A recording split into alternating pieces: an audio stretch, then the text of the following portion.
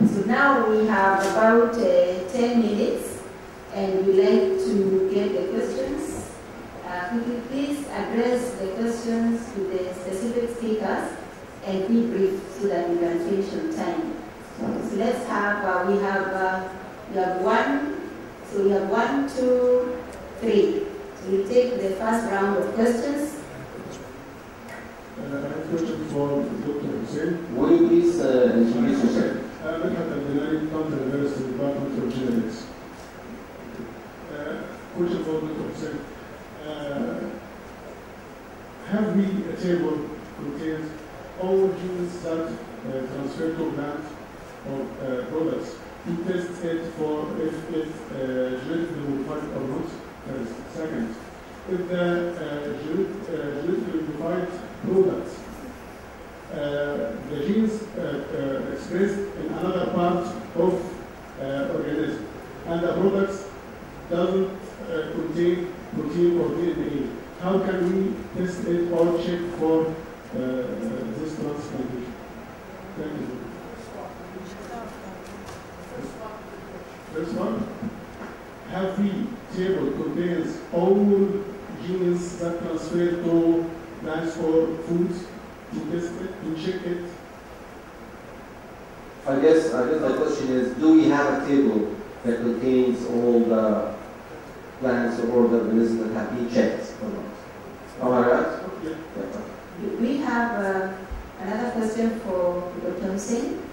The second question for Dr. Hussein, if there are plants or food genetically modified, but the gene expressed in another part of plants, these products doesn't contain DNA or protein. How can we check it or test it? Okay, thank you. Any other questions? Hussein can respond to the questions. Any other question for Dr. Hussein? Oh, okay.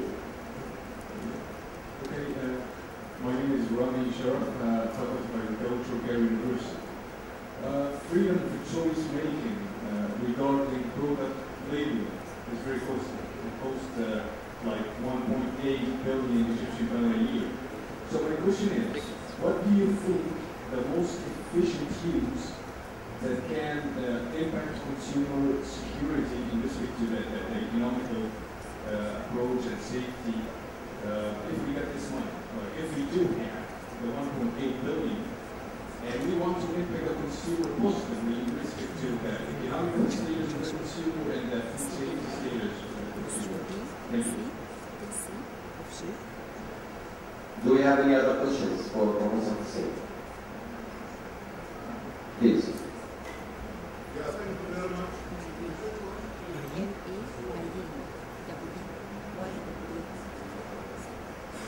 Hello.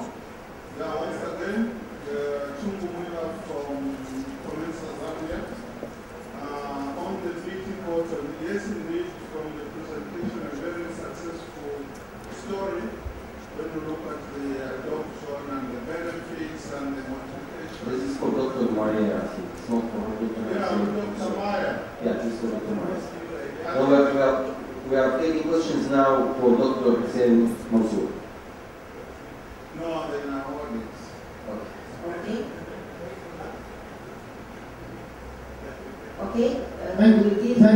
Chance. Can I answer these two questions? Saying this. Okay. For the first question is related to can we test for, say, genetic modification here from Rami, which is related to if the money is available, what we should do. I think what we should spend the money to strengthen the new system for food safety in Egypt, because the food safety in Egypt needs a lot to be done, starting from training the inspectors, from getting all what we should do on farm, which we do not have system for that. Legislation also need to be upgraded, and we need to be comply with international standards.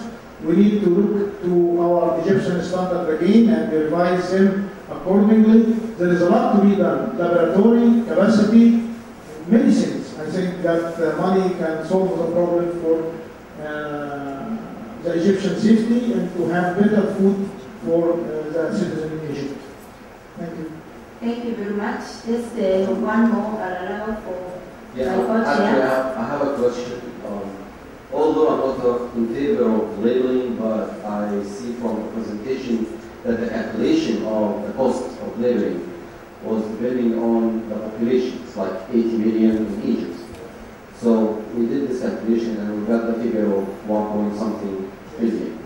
I have actually two questions. Did you take in your consideration that not all the 80%, the 80 million in Egypt can read, not all of them are literate, most of them are illiterate, so why you're doing labeling for them or counting them for this cost? And the second question is, why do we calculate the cost per person? In China, for example, there are billion and 400 million. If they're going to calculate this, they will never do labeling. I got your confusion came from where? Yeah. Now, you see, they calculated the total cost which needed to label, and then they would say, for individual person, it may cost you that much by divided by the number of the citizens. But the cost is there. Whether the citizen can read the label or not, it doesn't matter. The cost will be spent. But in that state, how much will each one will really pay for what's his share of that cost? But it is not really relevant. It has no direct relationship. Lastly, from the chair, I wanted to ask a question.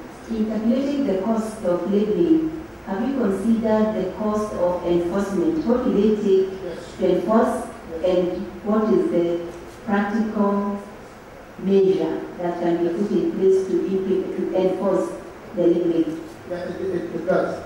It does calculate the inspection, it does calculate the transportation, the storage. You need to separate the GM from non GM. If you want to apply Cartagena protocol, then everything is supposed to be separated. This is the cost of the government. Besides, another cost for the producer. The producer has to do many things during the process. And then for testing the laboratory, is the laboratory equipped or not? If they are not equipped with that PCR, for example, then they should buy it and start having those as a routine test also. Remember that when you test for food, for GM, you test non-labeled food. You don't test the labeled food because you want to know if the non-labeled food are genetically modified or not. Then actually you're going to test all food to be sure if it's like contamination.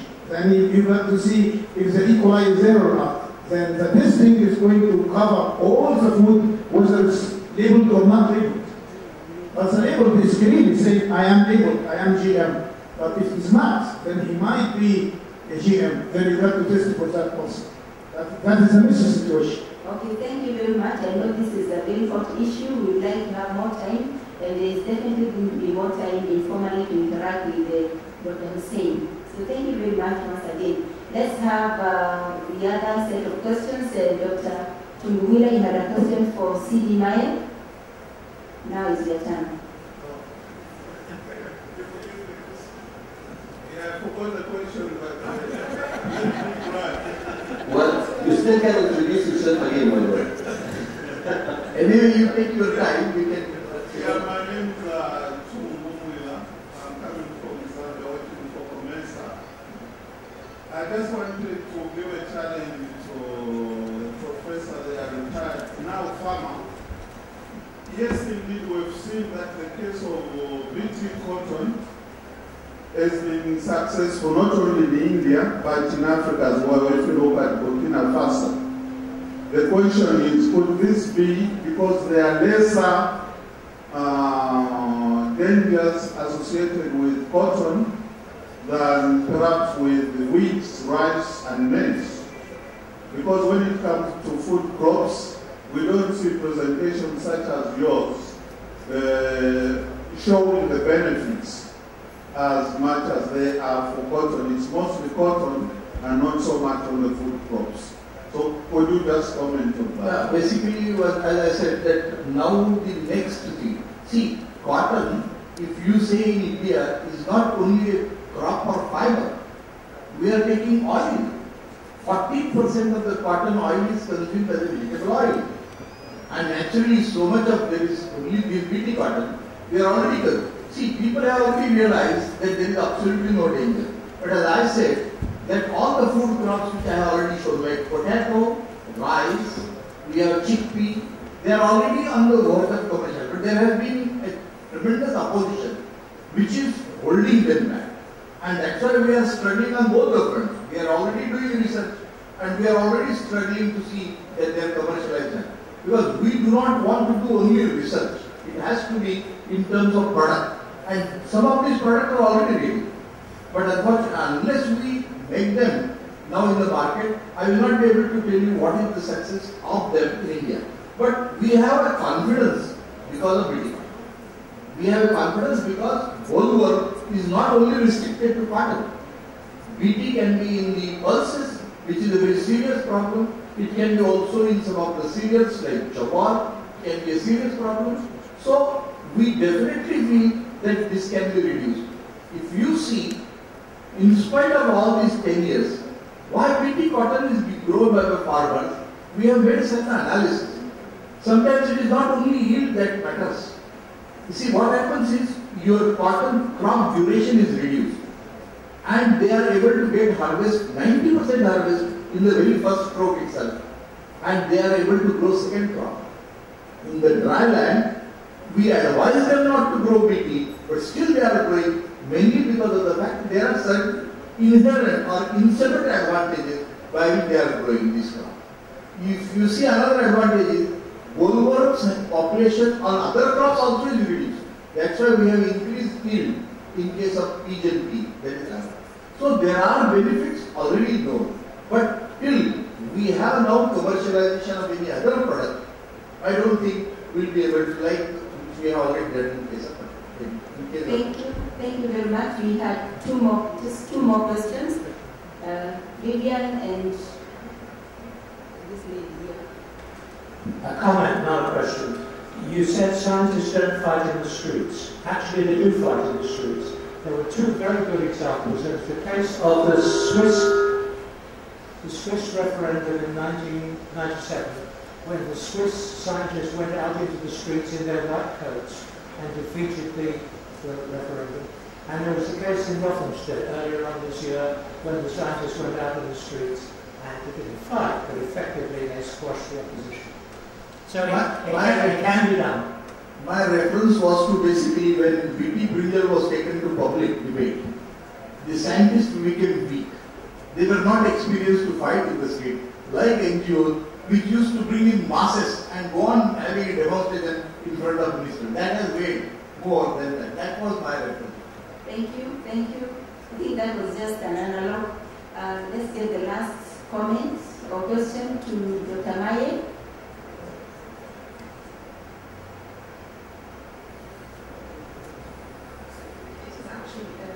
It is related to the last slide that you presented. It is to that there is actually also relates to I need comments from you also, Dr. Koviya. The thing is, in times of peace and pleasure, the public really is selective and make a fuss about what they eat or they. So, but in worst case scenarios, in like, for instance, in war or natural disasters, they want what is in front of them, what to eat.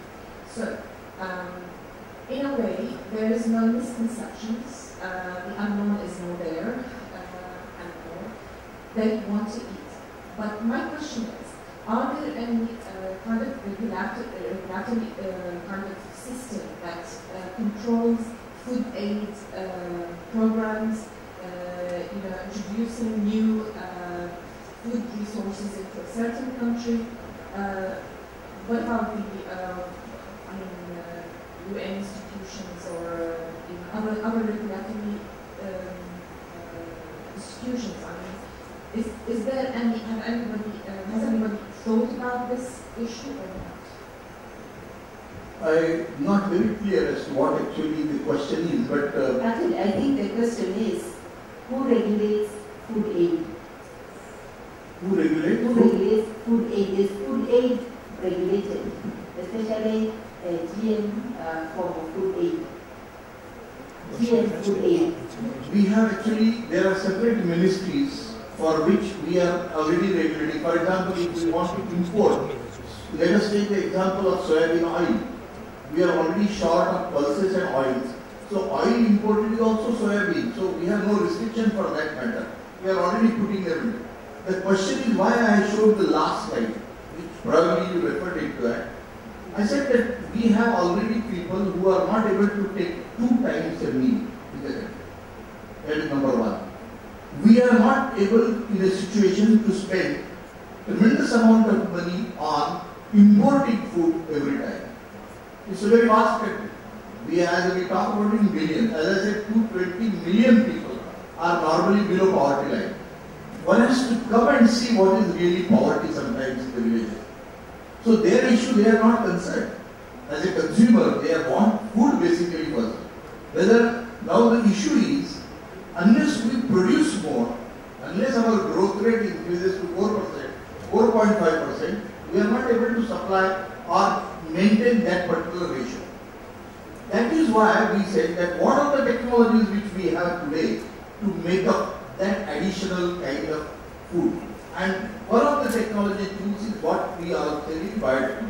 All Indian scientists are on that matter, as I think he has already said that even the National Academy of Agricultural Sciences, National Academy of Sciences, all scientists vociferously said that we need this technology. Why the opposition is basically again is an issue of what we call as election. Probably you also know that the Punjab government was elected on BT cotton because farmers wanted BT cotton, and that's how the Badal was elected, and that came in the paper also. So now this GM technology has become a weapon in the election protocol. That's why it is getting more complicated day by day, and that is the problem where the science behind it is getting out, and we are trying to see that the science should not be lost. Thank you very much. I'm sure we can continue with the debate informally. Let's go to the last presenter, Dr. Vivian Moses. I know he has one question to respond to the last question, but we can take 2 more. Okay. First of all, I'd like to thank Mr. Vivian for his sense of humor during this presentation. It was really beautiful. Thank you. Anytime. The question is, do you think that consumers' ignorance toward genetically modified foods is a major cause for making genetically modified foods as low priority on the European Union political arena? Do you think that it is a reason? Okay, thank you. We have one more. Okay, I think you have 2 questions. Moses. Yes, I think you asked the question about is there any regulation of food aid? It's an interesting question. I haven't thought about it, but as you spoke, okay. One of the major sources of food aid donation, of course, is the United States. And the United States doesn't recognize any difference between GM food and any other food. Food is food. If the crazy Zambians don't want to have it because they think it's poisonous, that's their problem, not the American problem. I haven't heard of anybody else making this distinction, but maybe they have. As far as I know, I mean, if the Europeans were sending their own food, then it would be whatever food they have available, and for the most part, it's not GM. If somebody else was selling GM food, I haven't heard it as an issue. But let me come back to this question of consumer ignorance. I mean, I think there is an element of consumer ignorance, but I think the major factor is consumer indifference. I think people who have an interest in keeping this argument going ascribe views to consumers which they don't actually have. So people, because some consumers make a lot of noise, and because some consumers, really quite a small number, answer polls and say they don't want it. So people who have an interest in this say that this is true for all consumers. But the evidence is not there. And I think the only evidence is actually put the stuff on the shelves and see whether they buy it. And if you do that, the answer is yes, they do. Now, you can imagine the situation actually with people going shopping. Most people who go shopping do so in a hurry. They pick up food which they recognise just generally from the shape of the packet or whatever it is. They don't spend their time reading labels. In fact, I might ask a question. I don't know what your food labelling position is like in Egypt. I presume that on the back of the packet you have a list of ingredients. Is that commonplace? Yeah, in Egypt? Okay, so can I have a show of hands? How many people in this room read a food label in the last week to see what the ingredients were? Well, okay, it's some, but not many. People don't spend their time looking at the small print on the back of packets, and therefore it may be that they don't notice this. Or it may be they don't care if they do notice. I mean, nobody's looked at this sort of thing. But I think one pertinent comment that I heard somebody make many years ago is that the one label that everybody looks at is the price. And that's the important label. Thank you very much. We're just coming to closing the session. But I wanted to mention about the last, the food aid issue. If the person who asked the question on the food aid, please. Okay, the issue of food aid. Now, we do have international agreements. For example, the International Food Codex Alimentarius, and also the Catalina Protocol on Biosafety does specify food.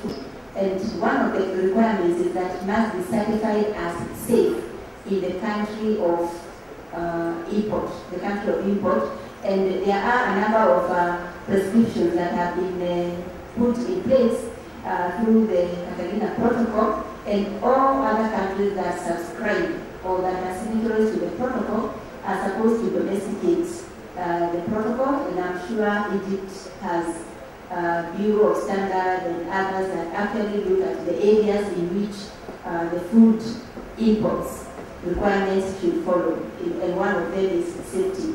And food safety assessment is a universal requirement for any trade or aid with food. So, ladies and gentlemen, I want to thank you very much for your resilience. It has been a very, very long day. I certainly saw quite a number of us doing a bit of praying here and there.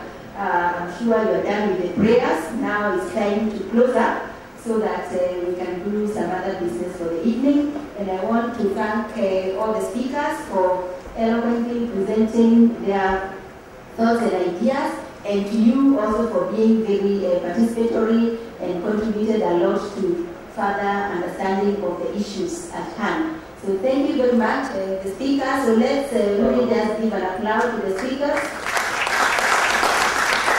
Actually, I have an announcement. There are two for transportations. There are two buses outside. The first one, the first bus is going to Piramiza Hotel, and the second one is going to Cairo University Hotel. So please check for your transportation.